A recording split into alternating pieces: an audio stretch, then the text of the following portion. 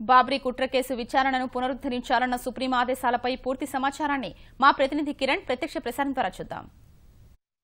25 ఏళ్ల పాటు కొనసాగుతున్న బాబ్రీ మసీదు కూల్చివేత ఘటన కేసులో సుప్రీంకోర్టులో ఈరోజు భాజపా సీనియర్ నేతలకు ఎదురు తగిలింది.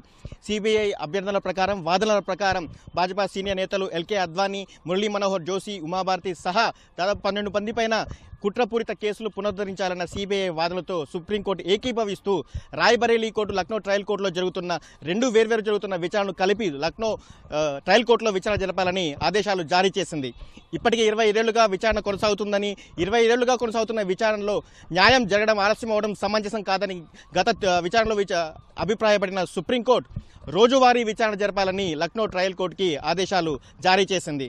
2 సంవత్సరాల్లో ఈ విచారణ పూర్తి చేయాలని justice Pinaki Ghosh, justice R F నారిమన్లతో కూడిన ధర్మాసనం ఆదేశాలు జారీ చేసింది. 1992 డిసెంబర్ 6న బాబ్రీ మసీదు కూల్చివేత ఘటనకు ముందు ఎల్కే అద్వానీ సహా భాజపా సీనియర్ నేతలంతా కూడా కుట్రపూరితంగా వ్యవహరించి రెచ్చగొట్టే ఉపన్యాసాలు చేసి కరసేవలను రెచ్చగొట్టి బాబ్రీ మసీదు కూల్చివేత ఘటనకు కారణమయ్యారంటూ లక్నోలోని ట్రయల్ కోర్టులో కరసేవకులపైన రాయ్బరేలీ కోర్టులో కుట్రపూరిత కేసులో విచారణ జరిగింది. అయితే రాయ్బరేలీ కోర్టులో భాజపా సీనియర్ నేతలను నిర్దోషులుగా ప్రకటిస్తూ తీర్పు వెలువరించింది. రాయ్బరేలీ కోర్టుని అలహాబాద్ కోర్టు సైతం సమర్థించింది. అలహాబాద్ హైకోర్టు ఇచ్చిన తీర్పుని సవాల్ చేస్తూ సిబిఐ సుప్రీంకోర్టుని 2011లో ఆశ్రయించింది.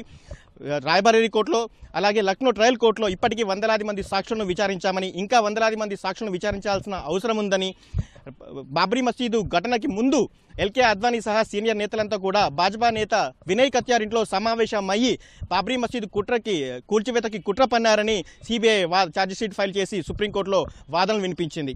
సిబిఐ వాదనలతో ఏకీభవించిన సుప్రీంకోర్టు రోజువారీ విచారణ జరగాల్సిన అవసరం ఉందని గత విచారణలో అభిప్రాయపడింది. అలాగే ఈ భాజపా సీనియర్ నేతలందరిపైన కేసులు పునరుద్ధరించాలని తాజాగా ఆదేశాలు జారీ చేసింది.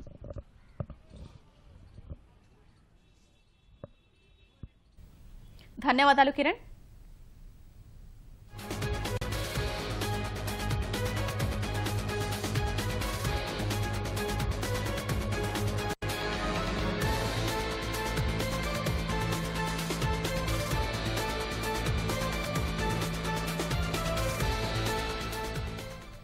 బాబ్రీ మసీదు కేసులో అడ్వాణీ సహా భాజపా సీనియర్ నేతలకు ఎదురుదెబ్బ తగిలింది. అడ్వాణీ, మురళీ మనోహర్ జోషి, ఇతర భాజపా నేతలపై నేరపూరిత కుట్ర అభియోగాల పునరుద్దరణకు సుప్రీంకోర్టు అనుమతినిచ్చింది. బాబ్రీ మసీదు విధ్వంసానికి సంబంధించి వీరిపై సిబిఐ నమోదు చేసిన కుట్ర అభియోగాల్ని గతంలో అలహాబాద్ హైకోర్టు కొట్టివేయగా కేంద్ర దర్యాప్తు సంస్థ సుప్రీంకోర్టును ఆశ్రయించింది. అలహాబాద్ హైకోర్టు తీర్పును పక్కన పెట్టిన సర్వోన్నత న్యాయస్థానం లక్నోలోని ట్రయల్ కోర్టులో అడ్వాణీ సహా ఇతర భాజపా నేతలపై విచారణకు అనుమతినిచ్చింది. ఈ కేసు విచారణను 2 ఏళ్లలో పూర్తి చేయాలని సర్వోన్నత న్యాయస్థానం ఆదేశించింది.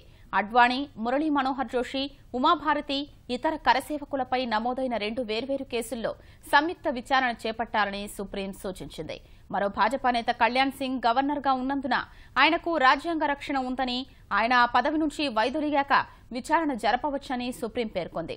ఈ కేసులో వాయిదాలు లేకుండా రోజువారీ విచారణ జరగాలని లక్నో కోర్టుకు స్పష్టం చేసింది. బాబ్రీ కేసును విచారిస్తున్న ట్రయల్ జడ్జిని ఈ కేసు విచారణ పూర్తయ్యే వరకు బదిలీ చేయకూడదని సుప్రీంకోర్టు ఆదేశించింది. తామిచ్చిన ఆదేశాలు అమలు కాకపోతే సంబంధిత వర్గాలు తిరిగి తమను ఆశ్రయించవచ్చని సుప్రీంకోర్టు స్పష్టం చేసింది.